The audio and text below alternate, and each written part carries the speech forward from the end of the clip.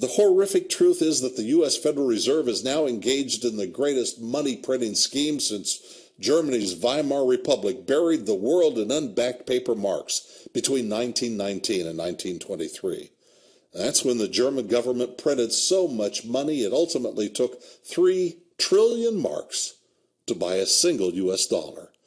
When money was worth less than wallpaper, and when the seeds were planted for the most destructive war in the history of mankind.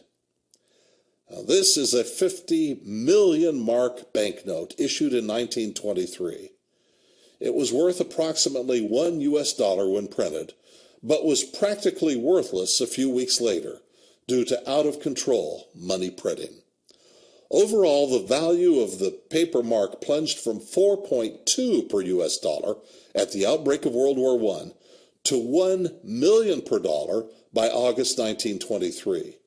Paper marks were so worthless that they were used as note paper. Some people rolled them into logs and burned them instead of firewood.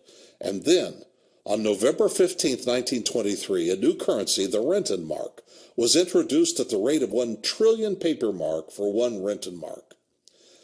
But the greatest tragedy by far was that this financial nightmare led to the bloodiest catastrophe mankind has ever endured, the rise of Hitler and a war that ultimately destroyed an estimated 77 million human lives.